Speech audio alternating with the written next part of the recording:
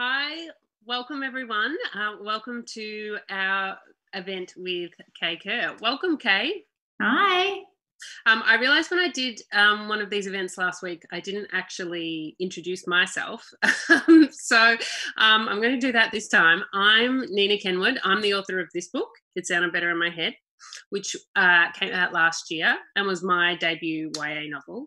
And Kay, who we are here to talk about her book, which is Please Don't Hug Me, and it has just been released. And we're both debut YA authors, and we both have the same publisher, Text, which is a nice sort of, I thought could kind of, the fact that we're debuts could kind of drive the conversation tonight. But I wanted to start with, Kay, can you give your spiel about what your book is about? Yeah, I can try. I haven't really perfected my pitch. So Please Don't Hug Me is about an autistic girl called Erin, and she's in her last few months of high school and trying to navigate all of the change that comes with that. So she loses her job at the start of the novel, and she has to try and find another one pretty quickly because she wants to save up enough money to go to schoolies. And she also is trying to get her driver's license and not succeeding too well with that. And basically just, I guess, processing all of the change that she's going through by writing letters to her brother Rudy, who's been away for a year. And what do you think, like, that's sort of the plot of what it's about? What do you have sort of this is what it at its heart is about, like a theme or a feeling, or what at the heart of the book, what do you think it's about? Yeah, I think it's about Erin's sort of journey, to use that word, towards self-acceptance and self-understanding and self-love. And would you describe it as a coming-of-age story? Yeah, coming of age and own voices is always a good way to describe it. So I want to go back to the very beginning, and sort of work our way up to through your publication journey as a debut. So let's start at the beginning of, were you a big reader as a child? Yeah, I was a massive reader as a child. I loved books. I would have read stories all day, every day if I could have. Just like, Narnia and Harry Potter and Enid Blyton and all of those kind of classic books I loved and really immersed. What's your Harry Potter house? Well, I think Ravenclaw truly, but when I did the Mitchell online, it told me Hufflepuff, and I was not happy with that. So I tried to redo it. So yeah, but I never, I guess, sort of thought too much about writing as a kid. I wrote stories, but I never thought of it as a job as a kid. I just thought it was something fun to do. And when did you first think, I want to write a book and I want to get it published? I wrote my first novel when I was 8, and I was sending chapters of it to my granddad, who lived in Ireland, and we had lived there for a little while and then I think moved back to Australia. And it was really awful. It was about a girl that won the lottery and moved to France and bought a big mansion and spent all the money. I think it was kind of like, I really loved The Little Princess, so I think it was kind of like a reverse of that. So when you say you're sending chapters, like in the mail?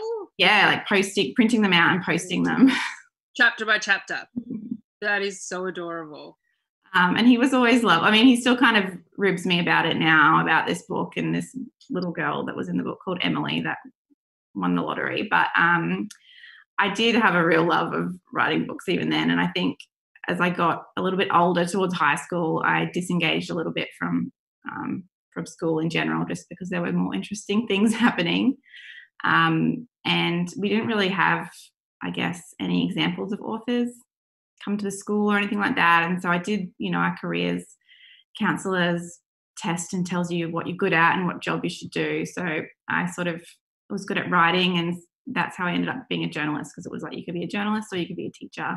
And I thought teaching sounded terrifying, standing up in front of a class. So I somehow thought journalism would be less terrifying. And was it? No, I think it's probably a more terrifying choice of the two. But I don't know, something about standing up in a class. I think because I had so many horrible standing up to give your talk in an English class moments that I still vividly remember, that I just didn't want to be repeating that as the teacher. And so when did you, as an adult, think, I want to write a novel? So I had been a journalist and a community newspaper editor, I think, for maybe 5 or 6 years. And it was only when a colleague of mine, Katie Rowney, published her book, which is called Front Page News. And it kind of was like a bit of a light bulb moment, I think, where I kind of went, oh, we're allowed to do that. I felt like that was something that if you hadn't studied for or you hadn't chosen that path, that you couldn't kind of just hop from one career to another. But once she did that, that sort of planted a seed in my mind that I might want to do that. So it was probably 12 months after that, maybe, that I started to write my own book. And was that this book, or did you have a few false starts? No, I mean, this is the first book that I wrote, but I rewrote this book so many times that I feel like it's like my 10th or 12th book. And I mean, that's impressive. First book. It's But so tell us about your writing process. Are you a planner? Are you just going sort of off, figuring it out as you go? What came to you first? This book, I think, might be a unique sort of process because of where I was at the time with my own life. And hopefully I won't be repeating all of the circumstances in the future, because I was pretty stressed out in my job and not feeling very creatively fulfilled or very happy in my job. So at night, at the end of the day, I would kind of just sit in a study and write instead of sleeping, because I wasn't sleeping that well. So it was a nice little outlet and nobody knew I was doing it. So it was a nice sort of thing just for me. But it was all very stream of consciousness, kind of really raw, not much of an idea, because I didn't study, I guess, creative writing. I didn't have the narrative kind of structure around how to build a novel. It was just lots of emotions and lots of feelings on the page, and I had to kind of go back with subsequent drafts and make it look somewhat like a book. And did you always know you were writing a young adult novel, or was it just, this is a character who's this age and you only started thinking about it as young adult later? Well, I knew that it was the end of high school, that particular time, because I personally found that a really difficult time in my own life. And so I wanted to, I guess, unpack all of that and try and figure out why it was that was hard. And when I realized that it was YA, I sort of read quite widely with it. I already read a lot of YA, but I specifically sought out Australian YA just to get an idea of what's out there and what's not out there, and the tone and the kind of vibe of those books. So once go on. No, once I'd read, I read like Fiona Wood, Vicky Wakefield, and I think Laura Buzo's Good Oil was one I read at the time that really informed that work. And so then the structure of your novel is really interesting, and it's told in a series of letters that Erin is writing to her brother. We've had a few questions sort of from Twitter and Instagram about that specific form as well. So can you talk a little bit about why you decided to write it? Was it always that structured that way, or is that something you came to later, and why did that structure work for this book? Yeah, so I think when I started writing it, it was more of a diary entry kind of a thing, and I soon realised that Erin was writing to someone. So that's how it kind of ended up being letters to her brother, because all the things that have happened with Rudy in the book were happening in the letters, but they sort of weren't being directed at him. But I found that writing to someone she knew kind of gave her a level of comfort that I don't think she would have had if they were necessarily to somebody else or to a diary. So once I'd found that sort of form, I found it really sort of exciting to get into, and it's tricky as well. But yeah. I mean, I love it, and I think it really sets it apart from sort of so many other books out there, as well as being Own Voices, which really sets it apart. Were there any sort of books that inspired you that were in letter form or in document form, or other books structurally like that you were sort of looking to when you were writing it, to sort of get an idea of how best to make that form work? I think I had always loved Perks of Being a Wallflower. I think everybody kind of loves that book. So I liked that for the form. But when I think I'd written a couple of drafts and was maybe even working through it with my editor at the time. And I was finding I was hitting a wall with the letter writing process and just things that you can't include because they wouldn't be in a letter. We were struggling with how to make the dialogue work and how to make the other characters really work on the page when they're sort of all seen through the eyes of what Erin decides to tell Rudy. But I read Jenna Guillaume's What I Like About Me, and that reinvigorated my sort of love or what you can do with the form if you're really creative and if you really go with it and lean into it and have fun with it. Which is such a good book. And we both highly recommend. Did you at any stage have writer's block? Or do you even believe in writer's block, or did it all? It sounds like it kind of just flowed out. I mean, I got frustrated with trying to make it work at times. I think that was more of a structural, like a pacing and a plot thing than it was about getting words on the page. But I found that if I took a little bit of time away from it and went for a walk or just put it away for a little while, that was probably my best way of getting through that. I found writing since then to have been hard. I've written sort of, I think, 5 or 6 manuscripts in between Please Don't Hug Me and the one that I have worked on this year, and none of them have really happened in the same way, with fast pace, until the most recent one that I've worked on, and it feels easy again. So yeah, I think that was more of a, needing to work through it. Is it about finding the voice? Because Erin in the book has such a distinctive, original, just authentic, great voice. How did you get that? Did that voice just come to you? Is that where you it kind of sounds like that's where it all came from? Yeah, that was definitely the starting point. That was definitely like a waking up in the middle of the night with ideas of what this character would think about this thing or another thing. And that's how I moved her along, was just, what would Erin think about formal, or what would Erin think about exams, or, part-time jobs, or her driving license. And that's how the plot formed. So I think finding that voice again has been tricky. And back to another structural thing that I thought was really interesting was Erin knows things that she's not telling the reader. How did you grapple with that? Which I always think is an interesting kind of challenge as a writer. Yeah, I didn't really sort of come to that like I was trying to hide something or like it was going to be a twist or anything like that. I just felt like the writing of the letters was a way for Erin to process. I thought that was a good, processing when you're autistic can take a long time with certain things. So the way that she slowly comes to terms with what's happening in the book is kind of how the reader comes to terms with it slowly over the course of the book. So that just felt like a natural choice for her, and not something that I was sort of conscious of or really trying to trick the reader or anything like that. No, and it doesn't feel like, it feels so natural. That's why the letter form and that, there's just so many really clever structural elements to this book that you've just pulled off so well, and especially being a first book, it's just so impressive. I'm incredibly probably down to having a good editor. Yes, which we have the same editor, I think. Jane, yeah.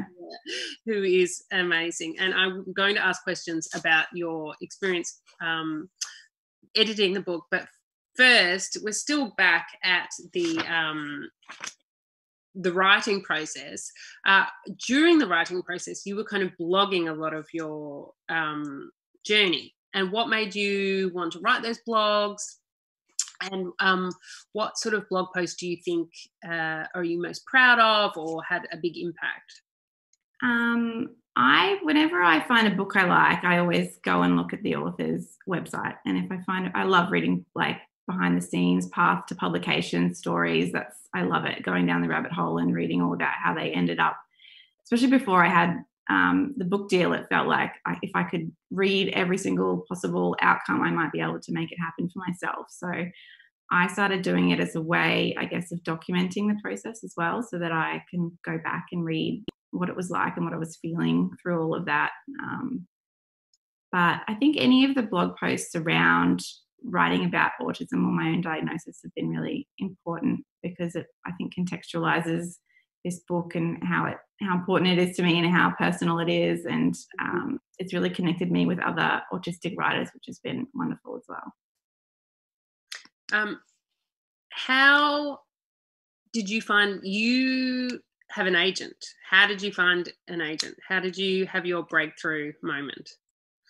I feel like I was just really lucky. I sort of, once I'd finished my millionth and first draft and was wanting to show it to people, my daughter was 1 year old, and I just had this kind of feeling like I needed to do it now or it would never happen. So I signed up and did the YA masterclass, which was down at the Emerging Writers Festival in Melbourne, which was a whole day of working on workshops and talks and everything like that, which was wonderful. And then a couple of weeks after that, up in Brisbane is the CYA conference, which is Children's and Young Adult Conference, and you can book, I think, 10-minute pitch sessions where you go in and they've read the first 10 pages of your manuscript and they are supposed to give you feedback. And I've been following Danielle Binks on Twitter because I just went to follow everyone that had anything to do with Australian YA. And she just tweeted randomly, I think maybe the week before, about being up in Brisbane. So I just booked a session with her just randomly off cuff, hoping that she might give me some good feedback and I could take what I'd learned at the masterclass and what she told me and maybe rewrite it again and see what came from that. But she was really enthusiastic about the book and she wanted to read the rest of the manuscript. And then I signed with her and Jacinta pretty quickly after that. That's amazing. Yeah, I came out, I was like shell shocked when I came out of the session, I think. And my husband was like, "What's wrong? What happened?" Thinking that it had gone terribly, but it went really well, obviously. And then you got your publisher? Yeah, so I think Danielle sent it out pretty quickly after that, and got a few offers or a bit of interest. And then once Text was on board, Text was always who I had wanted to be with, just based on the Text Prize and like Vicky's books and Claire Christian. I think she just released a beautiful mess. So yeah, felt like the right fit choice. Yeah. And so what was that moment like of I'm going to be published? Yeah, so I went to have a phone call with Jane where we were going to talk about it before we sort of finalised the offer. So I went and parked down at the beach because we live quite close to the beach and we don't have very good reception where we live. So I went and parked down near the water and had this really amazing chat with Jane about all of the sort of themes and characters of the book, and I could tell that she really was in tune with it and really got it. So it was amazing. I feel like every time I go to that beach now, I still kind of think about how awesome that was. That's so nice. There's a park bench in the Carlton Gardens that I sat on when I found out I won the Text Prize, and I feel like every time I walk past that bench, you have that feeling of that was where a big moment happened. Yeah. So can you talk a little bit about the publication process? How was it? The editorial, sort of, how did you feel? Obviously, you're a journalist, so you're used to being edited. Yeah, I think everybody kind of prepares you for the editing process, like not to take it personally or not to get too upset about it. But that side of things I found really easy and really enjoyable. To have somebody whose job it is to make your words better and who's working on it was amazing. I think I found the length of the publication process, like there were just big gaps in between when we would work on, like it would, it's fast until it's not, and then it works really fast at the end. So so just those gaps. I think we didn't start working on it after I signed with Text for maybe 6 months or a bit longer. So all of that time gave me a lot of time to think of terrible outcomes where they'd changed their mind and they no longer wanted the book. And it was awful. So that was the hardest bit. And what about the cover? Did you see other designs? How did you feel when you saw this design? I'm just going to hold it up again because I think it's such a great cover. Yeah, Jess did such a good job. They, the way Jane explained it to me was that they usually send a couple of options, but everybody in the office was so excited about this option. I saw one option.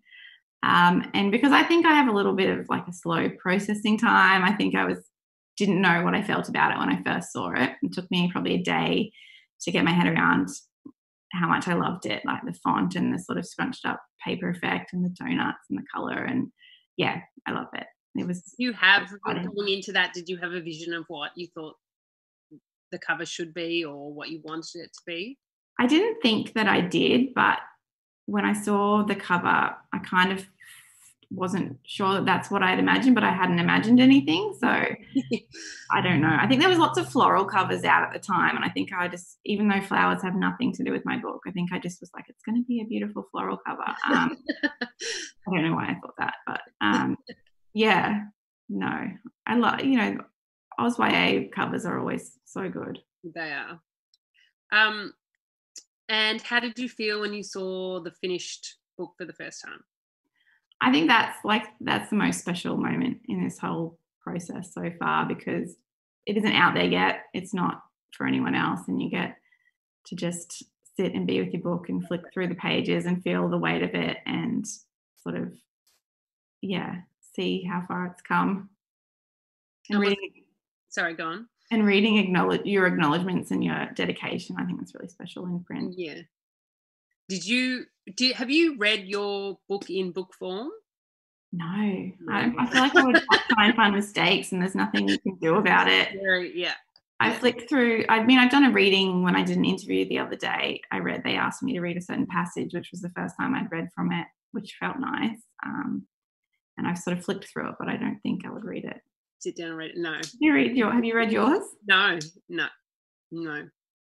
Feels too weird.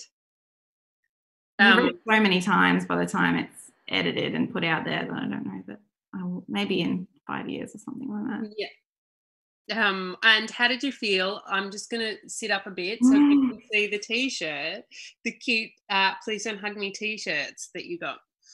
They're so good. That was such a surprise. I didn't even know they were happening, and then one just arrived in the post one day. So that was really cool. They're adorable. I love it. And I believe it's part of the giveaway that we're going to do. Am I making that up? No, that's right. No, not the one you're wearing. I've got another one. You have another T-shirt to give away. So let's pretend we're in an alternate reality where there is no coronavirus. What was your sort of publication month going to look like? It's going to be a lot more traveling, leaving my house. So I was going to have a launch in Brisbane at Avid Reader. So I did get to do a digital version of that.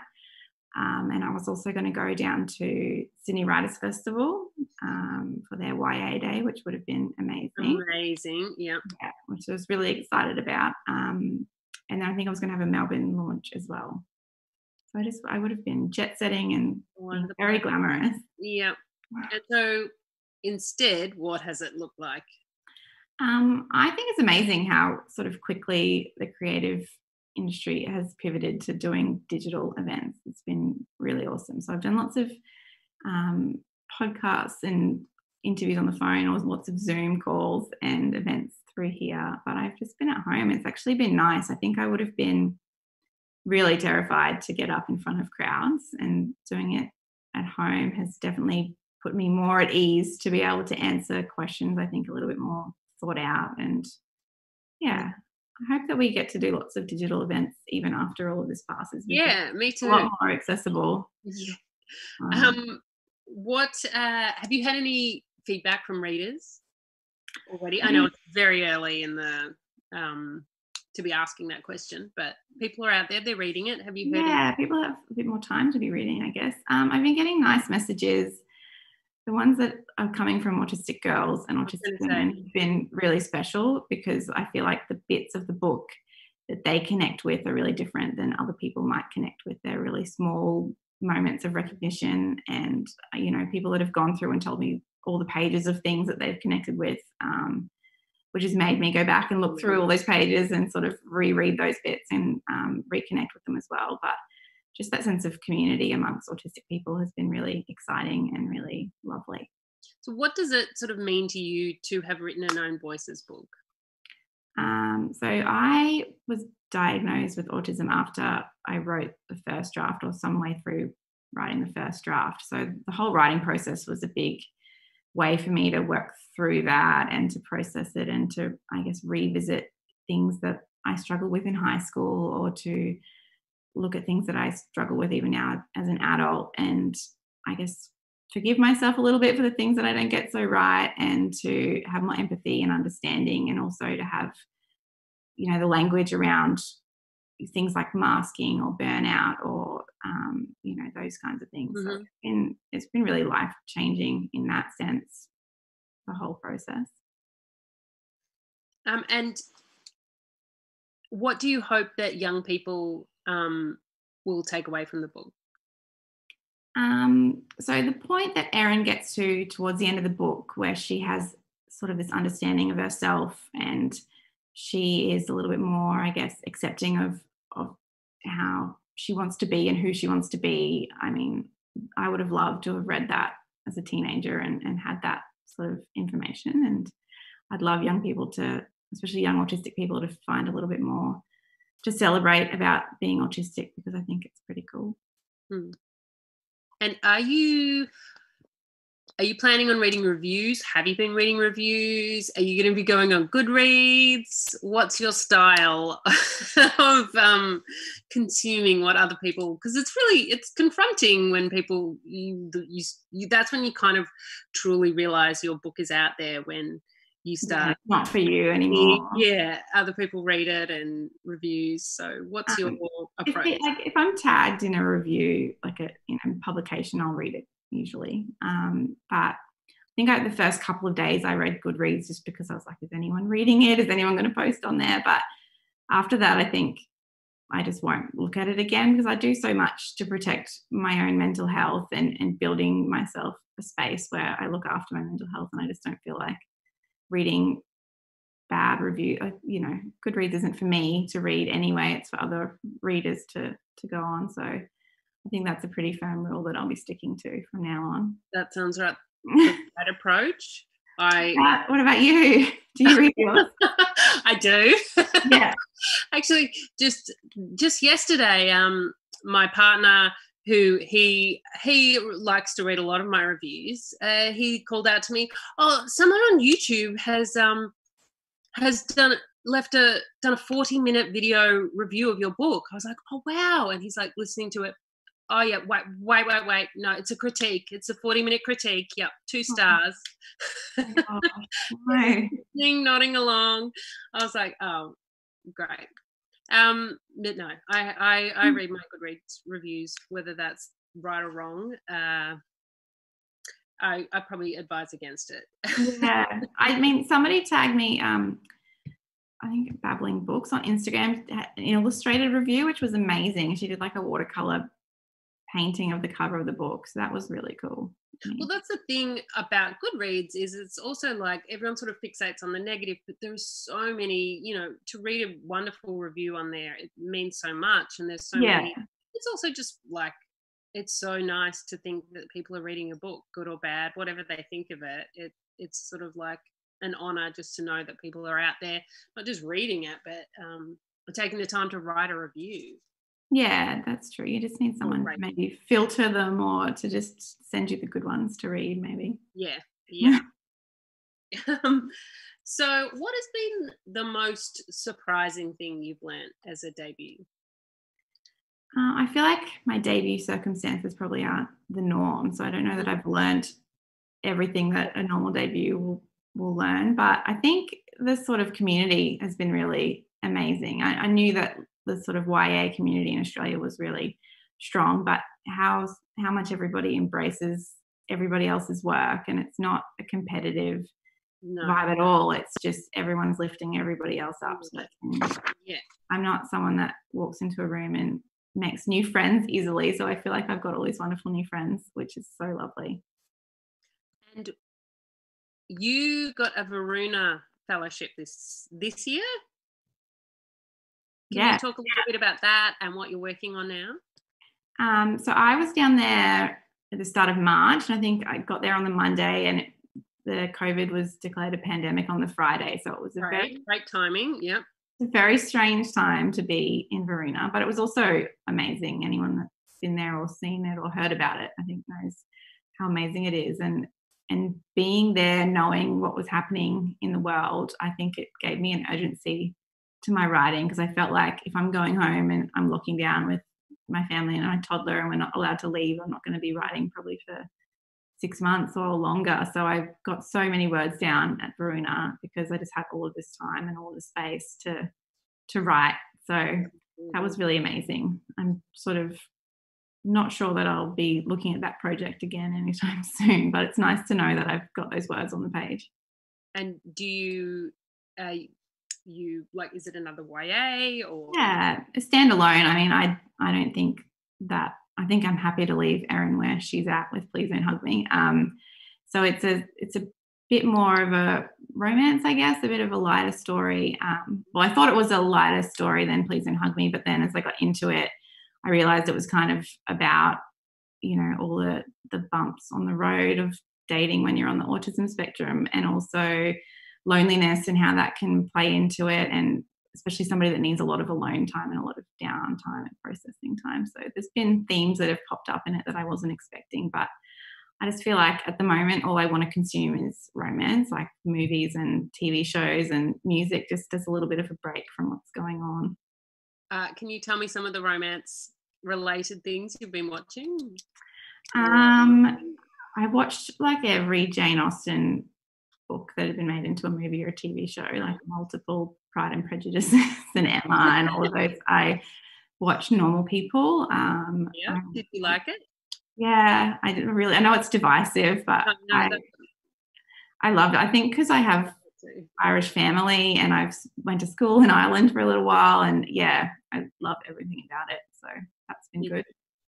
I think it's like, you've read the book? Yeah. I think it's a perfect adaptation of that book, and I love the book and the show.